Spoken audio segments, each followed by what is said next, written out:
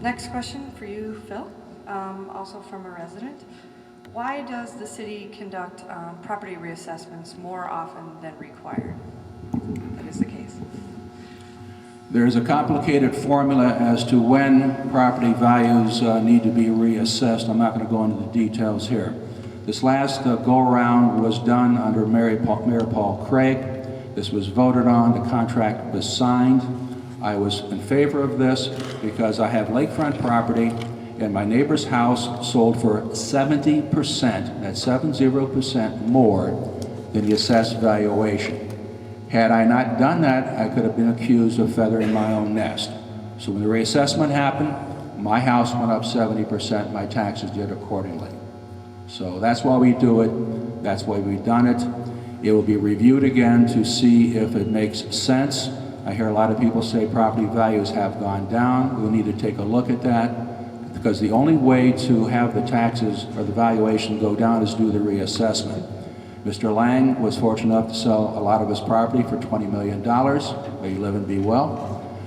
In order to capture that $20 million, we'll have to do another reassessment. So the way the laws are, we can't reassess just businesses and recent property sales. We have to do everybody.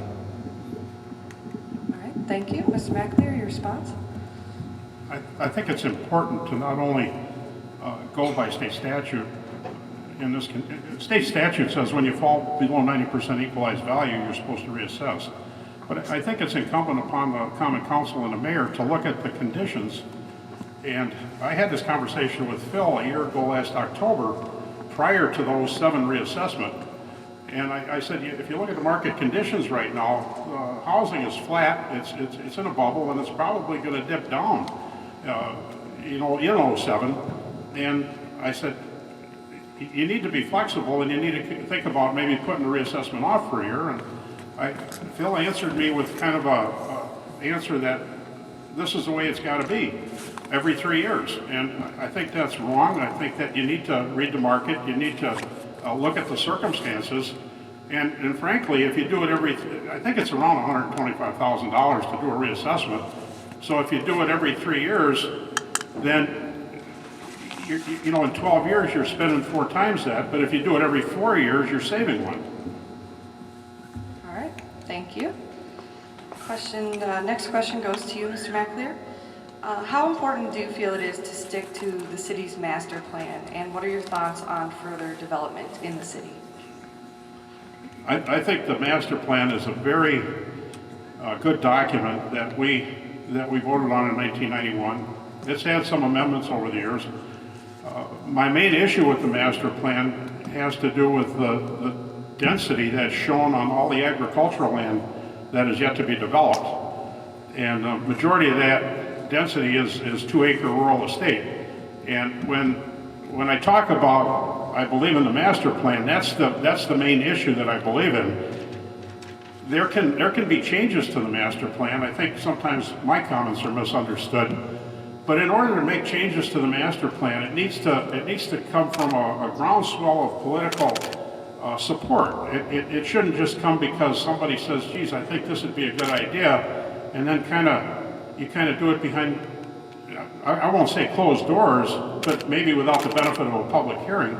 And we have had, under the mayor's administration, we've had at least one major change to the master plan without the benefit of a public hearing. Okay, Mr. Schuman? When I was a rookie alderman, I then asked the sage Mayor McAleer how strict are we with the master plan. He says, well, we follow until we change it. We had a change in the northwest quadrant. There's numerous public hearings. This came about some questions of a park and a church and roads. I talked about getting the roads demapped, and the Plan Commission says we're not going to do that until we discover where all the roads and all the buildings are. That morphed into the northeast quadrant. There's a lot of people living there. A lot of decisions were made. This was all public. The northwest quadrant, this started under Mayor Paul Craig in 2005. The master plan did call for a section of that to be 4 units per acre. That's part of the master plan that Mayor McAleer said he was involved in, and he was. So we need to look at the master plan. It says it's advisory, it's not regulatory. And funny thing is, if you wanted to do what you wanted to do, it becomes, regulatory. If you don't want to do it, it becomes advisory. So what we need to do is look at that and control that with our zoning. There are public hearings required for zoning changes.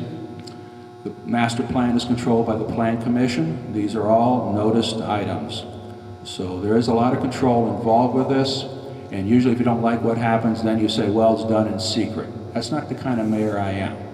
So things are done in public, some people don't notice. Time is up. Thank you. Thank you. Sticking with the topic of the master plan, we have another resident question for you, Phil. Last week, the council voted down a bike path along Nagawicka Road that was an important piece of the city's master plan. Did you agree with that decision, and what can be done to prevent further deviations from the master plans of the city when the not in my backyard point of view stops improvements that would benefit the city? This is interesting. My father-in-law was killed walking on the road 30 years ago on Oakwood Road. And 30 years ago, the city council then tried to put walking paths and improvements on that Oakwood Road. The city council then was besieged with people complaining about citifying the city by doing this, so nothing was done. The city then put yellow lines down the middle of the road, and the same people complained about that.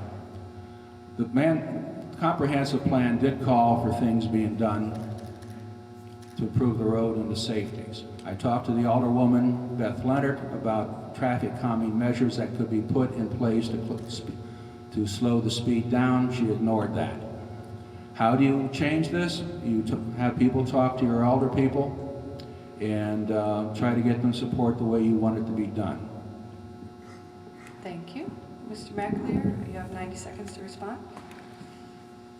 I have two thoughts on this, and one of them is that when 38 people signed a petition that they're against the proposal for your neighborhood, I think you have to listen and you have to look for alternative ways to fulfill what the master plan calls for.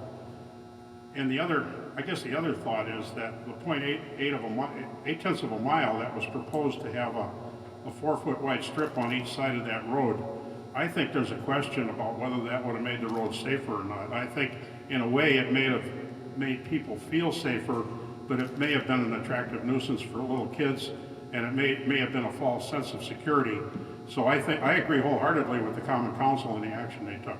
But as far as staying within the master plan, there will be other opportunities when Oakwood Park is developed to look at a trail that could go between Nagawicka Road and Highway 83. All right, thank you.